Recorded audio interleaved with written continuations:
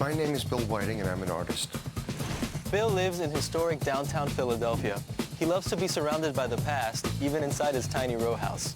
I'm interested in scale, I'm interested in architectural models, in painting, in design, in illustration. I'm sort of a creative chameleon. Bill's 590-square-foot house is called the Trinity, which means there's only one room per floor, and it's a small room.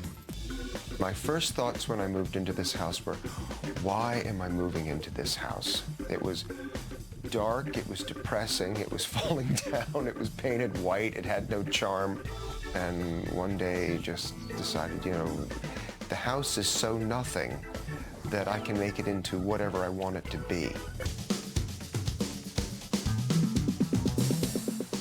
I decorated this house with an ancient world theme. The living room is Pompeian, the bedroom is Egyptian, and the third floor is Babylonian. Bill started the home's transformation on the first floor. I've done the parlor in a Pompeian style to go with the collapsed plasterwork, which I will someday fix. But in the meantime, it goes with the ancient world theme. Most people would see the peeling plaster in this house and just think, oh, it's a mess. But this guy's adapted to it. He's made it part of the look.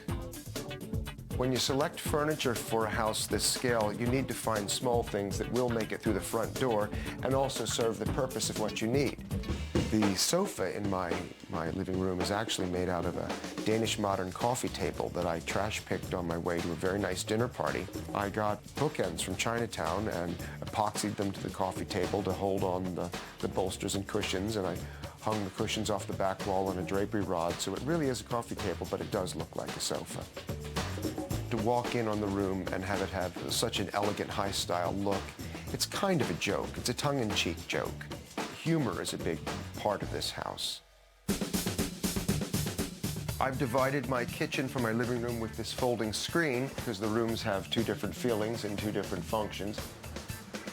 I don't like to look at appliances if I'm not using an appliance, so I've tried to find fun ways to conceal them and work them into the design of the room. For instance, I made a soft sculpture Greco-Roman temple that slips over my toaster. I also thought it was a good idea to marbleize this refrigerator because it was so rusty and awful it looked terrible, because this refrigerator is actually older than I am. I've had clients like this who are obsessed with hiding their appliances, but I have to admit, I've never seen someone come up with such a good solution.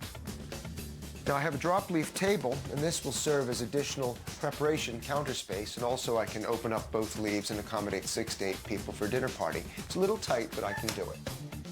Over here is a wooden gym locker from the 1920s, so I can put away the dog food and the dishwashing liquid and all that sort of thing. And the room functions very nicely as both a formal dining room or a kitchen. On the small second floor, Bill's bedroom and sitting room are in an Egyptian theme. This is a pie wedge staircase. It's a very economical way of creating a staircase and taking up the least amount of space, leaving you more floor space for the rooms. Right here is a bifold door. I can close it one way and use it as a modesty screen for the dressing room, or bring it this way and close off the bedroom altogether. That bifold door is fantastic. It's double functioning, it's interesting, it adds a lot of character to the space, and I think it really works well. I've painted the walls in a faux finish to look like cut limestone blocks and highlighted and shadowed each of the blocks and trimmed it at the top with some real and some fantasy hieroglyphics. So I've probably accidentally cursed myself and have no idea that I've done it. I don't know quite what you say to this guy when you come over to his house. I mean, nice end tables doesn't quite do it when he's painted the whole place to look like the ancient world. I've taken a trunk and carved it with Egyptian motifs, and inside that I store my air conditioners. Over here is my television set, which I've put in a Punch and Judy toy theater, so when I'm not actually watching TV, I don't have to look at a television set. I thought it went better with the room.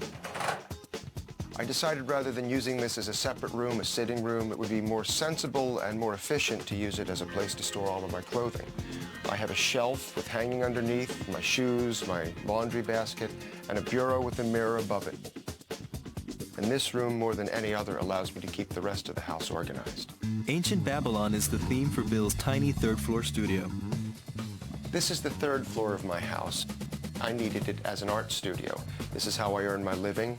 I paint portraits, I do illustrations, architectural models, all kinds of projects, but I keep all the mess up on the third floor. Out of a very small space, I'm able to produce some rather large artworks, believe it or not. I like everything about my house. I love my house. I like the impact that it has, but everything kind of does have to have a scale and a purpose in a house this size. Otherwise, the rooms just don't work. You're taking small spaces and thinking, how is this going to work in my life? And that's kind of what I've done.